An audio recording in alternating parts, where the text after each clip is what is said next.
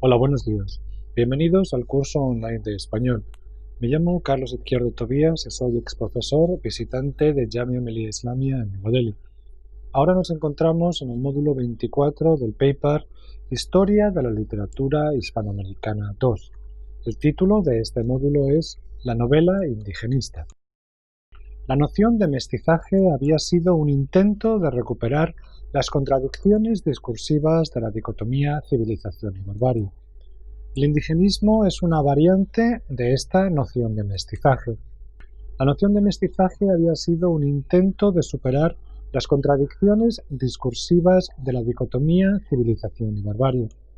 El indigenismo es una variante de esta noción de mestizaje. En 1925, José Vasconcelos publicó La raza cósmica, obra de gran influencia en la que el autor, en términos hegelianos, sugería que la raza hispanoamericana constituía el encuentro y culminación de todas las razas anteriores. En la década siguiente, el indigenismo es teorizado como lo autóctono en contraposición al culturalismo del criollismo sublimador. En la corriente indigenista de la literatura, el indio no es el héroe de la exaltación romántica, sino el real que vive discriminado y es víctima pasiva del progreso económico. Podemos ver aquí una gran diferencia con la novela regionalista de Rómulo Gallegos, en la que la civilización se entiende como la fuerza que traerá paz y orden a la naturaleza desbocada. No es de extrañar que la novela indigenista surgiera en los países andinos, Bolivia, Ecuador y Perú, donde ciertas estructuras coloniales mantenían a las poblaciones indígenas sometidas y en extrema pobreza.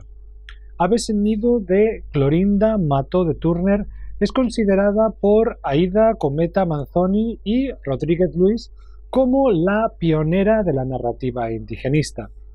Otros autores, como Concha Meléndez, creen que esta novela es más bien parte de la narrativa indianista, aquella que con lente romántica, imitando modelos europeos, habla de lo exótico de lo autóctono americano. Sin embargo, Meléndez no deja de reconocer en la novela, dentro de esta postura romantizada y exótica, la existencia de un intento de reivindicación social que será más tarde la marca identitaria de la novela indigenista. En términos más estrictos, Raza de Bronce, de 1919, de Alcides Arguedas, sería la primera novela de la corriente indigenista, ya que articula la reivindicación indígena sin sentimentalismo. Otras novelas a las que vamos a acercarnos en este módulo, aparte de la mencionada, son Huasipungo, de Jorge Icaza, y El mundo es ancho y ajeno, de Ciro Alegría. Vamos a hablar ahora sobre Raza de Bronce, de Alcides Arguedas. El boliviano Alcides Arguedas nació en 1879 en La Paz y falleció en 1949 en Chulumán. Escritor, político e historiador, Arguedas se mostró muy crítico hacia el liberalismo que se impuso en su país a finales del siglo XIX. Fue diplomático en París y Londres, diputado del Partido Liberal, senador y ministro de Agricultura, Colonización e Inmigración, por mencionar algunos de los puestos que ocupó. José Miguel Oviedo lo define como perteneciente a lo más rancio de la oligarquía minera de La Paz, algo que explica su extremo clasicismo, como veremos en el siguiente párrafo. José Miguel Oviedo lo define como perteneciente a lo más rancio de la oligarquía minera de La Paz, algo que explica su extremo clasismo, como veremos en el siguiente párrafo. Escribió ensayos como Pueblo enfermo, Historia general de Bolivia o Los caudillos bárbaros, y novelas tales como Pisagua o Guata Guata. También Vida criolla y su obra más célebre, Raza de Bronce. Es importante echar un vistazo a Pueblo enfermo para entender el horizonte ideológico de Arguedas. En este libro define al indígena como un miembro de una raza atrofiada o enferma, resultado de una mezcla desafortunada de errores genéticos y motivos históricos y ambientales. Aquí no queda mejor parado el cholo mestizo. En este contexto, Arguedas no concibe la educación como un instrumento que civilice al indígena, ya que el indio solo puede aspirar, según él, a ser buen campesino, soldado u obrero. A pesar de ello, autores como Rodolfo Borrello consideran la obra de Arguedas como la precursora de la novela indigenista. Raza de Bronce compila y renueva muchas de las preocupaciones que su autor había mostrado ya en Wata Wata o Pueblo Enfermo. El argumento de Wata Wata y Raza de Bronce es bastante similar. Sin embargo, mientras que aquella se acerca a la realidad nacional desde perspectivas románticas, esta se centra en cuestiones como la opresión bajo la que viven los indígenas. El texto de Raza de Bronce describe las costumbres del indio andino para luego centrarse en la violenta relación entre los indígenas y los criollos o mestizos. Los indígenas viven en condiciones míseras y soportan los abusos constantes que los patrones cometen contra sus personas y posesiones. La violación múltiple y asesinato de la bella pastora Wata Wata, esposa de Ajiali, provoca el levantamiento de la comuna liderada por el anciano Choquehuanca. Los indios se alzan contra los patronos blancos y sus empleados mestizos. La novela sigue el determinismo de Pueblo Enfermo, mostrando el agreste medio natural como el principal condicionante de la existencia del hombre y el más sólido enemigo del desarrollo del pueblo boliviano. Aquí podemos ver un pequeño fragmento. El río es traicionero, veleidoso, implacable. Hay que arrojarlo palmo a palmo, sin reposo ni desfallecimiento. Hoy corre por aquí, socava el terreno y lo derrumba. En vano se ponen muros a su veloz corriente, vanamente se construyen a fuerza de paciencia y dinero esas grandes albergadas de troncos y asentadas con piedra acumulada en largos días de trabajo porfiado, de pronto se encapricha, toma nuevo rumbo y las deja en seco para mostrarse allí donde no existen, cuando no las ataca por detrás para cargárselas con toda su complicada trabazón después de haberlas despojado de su armadura de piedra. Toda la existencia no era sino una perpetua lucha con él. Lucha tenaz, porfiada, perenne, eterna, pero él siempre triunfante, siempre devastador, siempre terrible. Vamos a hablar ahora de Huasipungo de Jorge Icaza. El ecuatoriano Jorge Icaza nació en Quito en 1906 y murió en 1978. Perteneció a la llamada generación del 30.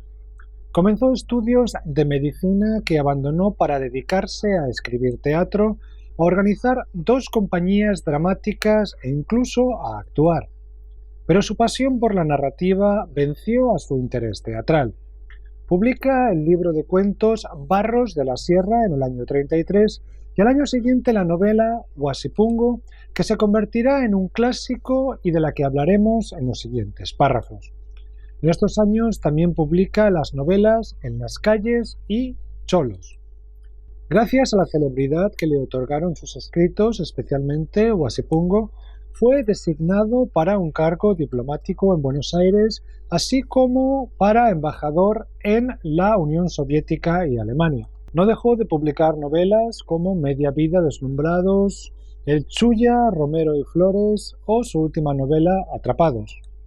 Ninguna de sus novelas tuvo el éxito de público ni la repercusión que tuvo Huasipungo. El relato denuncia el trato que recibían los indígenas por parte de terratenientes que les robaban las tierras que anteriormente les habían cedido como pago por su trabajo. La palabra se refiere a la parcela de tierra donde construyen los indios sus humildes viviendas. Huasipungo o Huaspungu es de origen quechua, Huasi significa casa y Pungu significa patio, y podrían traducirse como lote de terreno y se refiere a la porción de tierra que cultiva el indio alrededor de su choza, según el diccionario quichua-castellano, castellano-quichua de Luis Cordero Crespo.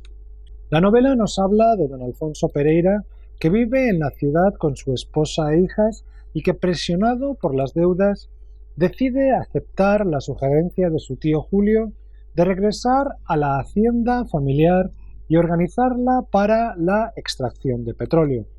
En el proceso, Alfonso comienza a maltratar a los indios, despojándolos de sus huasipungos y así de su medio de subsistencia. Los indígenas son aquí víctimas del gamonal, el cura que cobra un diezmo para la salvación de las almas y la avaricia brutal de Mr. Chapi, el gringo que sugiere la existencia de petróleo en la hacienda de Alfonso. La última escena nos muestra a los soldados atacando a los últimos indígenas sobrevivientes del grupo que se habían levantado contra sus explotadores. Aquí un párrafo de la misma. El glorioso batallón trepa abriendo filas y pasando en la defensa de los peldaños que ponen las ametralladoras con su vomitar constante de puntos suspensivos. Los ayes se revuelcan formando nidos de lodo sanguinoliento. Los guaguas mueren en el regazo de las madres, las indias mueren en el regazo de los alaridos infantiles. Entre nubes de polvo y de dolor, los pocos indios y los pocos muchachos que quedan se defienden a piedra. De improviso, a la mandíbula inferior de la zanja le brotan dientes de bayonetas, el refugio se convierte en hocico carnívoro que se goza en triturar a la indefensa indiada con sus caminos de acero. Como indica José Miguel Oviedo, Icaza utiliza al indio como elemento crítico de la sociedad ecuatoriana con el cual los demás grupos chocan o al que aplastan en su lucha por el poder feudal de la tierra. Sin embargo, el indígena no es un individuo, sino que aparece representado en la novela como una parte de una masa de seres humillados. Tal es la abyección que sufre, que solo produce gruñidos y monosílabos para comunicar apetitos básicos como el hambre o la sexualidad. Se queja Oviedo de que Icaza concentra sus fuerzas en describir la perversidad del sistema y selecciona así y satura las situaciones que le permiten dejar clara su postura. Esto solo crea situaciones esquemáticas de intención panfletaria. Será otro escritor, el peruano Ciro Alegría, el que nos ofrezca la expresión más artística del indigenismo clásico. Nos referimos a él en la sección siguiente. Ciro Alegría Bazán nació en 1909 en el distrito de Sartimbamba de la provincia de Huamachuco, La Libertad, en Perú. Aunque creció en una hacienda, recibió de sus padres una educación humanista y liberal. El poeta César Vallejo fue su profesor de primaria. Decidido a seguir una carrera literaria, viajó a Lima en busca de editoriales para publicar sus cuentos y artículos. Su escasa suerte lo hizo regresar a Trujillo, pero afortunadamente el filósofo Anterior Orrego lo llamó a colaborar en el diario El Norte y así Ciro Alegría Bazán comenzó a trabajar de periodista. Comprometido con la reforma universitaria y la política del partido aprisca, el escritor acabó preso varias veces hasta que fue desterrado a Chile. En este país escribió sus tres grandes novelas, La serpiente de oro, Los perros hambrientos y El mundo es ancho y ajeno. En los años siguientes, Alegría reduce considerablemente su ritmo de escritura literaria, aunque colaboró con periódicos, residió en los Estados Unidos y visitó Cuba y otros países.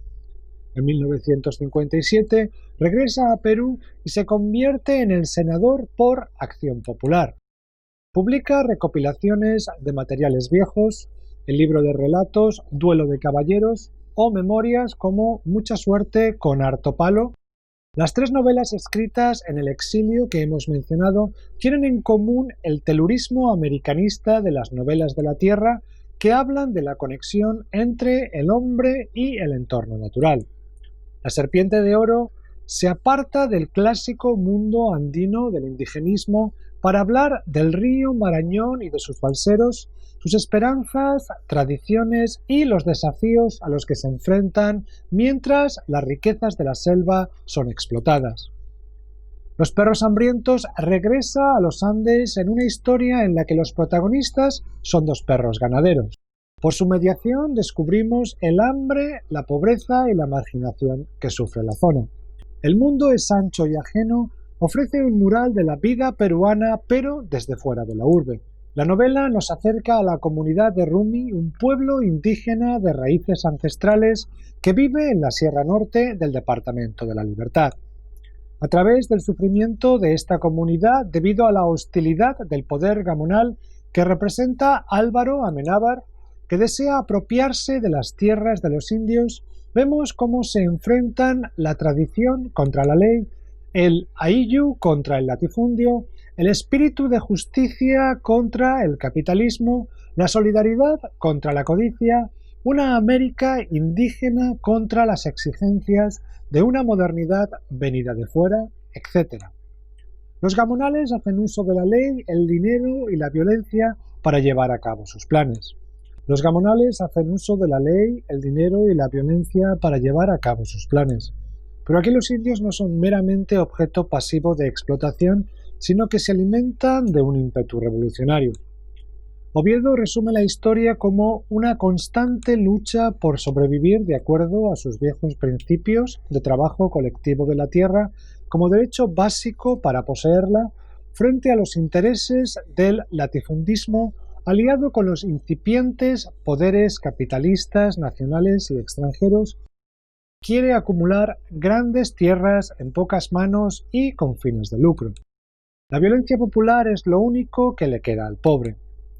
La novela sigue el modelo de la novela río, popular en la época, en la que diversos y heterogéneos materiales, leyendas y tradiciones orales, biografías, relatos internos, retrospecciones, alegorías, etc., se combinan en una corriente central o se adhieren a los márgenes en un intento por representar el mundo como una realidad compleja. Parece que Ciro Alegría aprendió este modelo de John Dos Passos, Thomas Mann o Hermann Hesse a la búsqueda de una forma de objetividad o invisibilidad del narrador. En El mundo es ancho y ajeno nos encontramos con un texto polifónico que sabe pasar del intimismo lírico a las grandes escenas épicas y que posee un gran número de personajes, espacios y cambios temporales realizados con técnicas de contrapunto y cinematográficas. Para Alegría, el lenguaje novelístico permite defender su posición política y denunciar el poder que la confronta. Permite además sacudir las conciencias. La tesis ideológica del autor se desarrolla en un texto equilibrado y que parece conocer muy bien, probablemente por los años que pasó en el campo, las fuerzas que participan en la batalla de la comunidad de Rumi contra la oligarquía latifundista, el gobierno, el clero, el ejército, etc. Oviedo advierte, sin embargo, que la novela de Alegría adolece de idealismo, ya que se construye bajo la idea de que la literatura debe ser redencionista. En cualquier caso, el indigenismo clásico alcanza su cenit y cierra su ciclo histórico. Y terminamos aquí este módulo. Muchas gracias.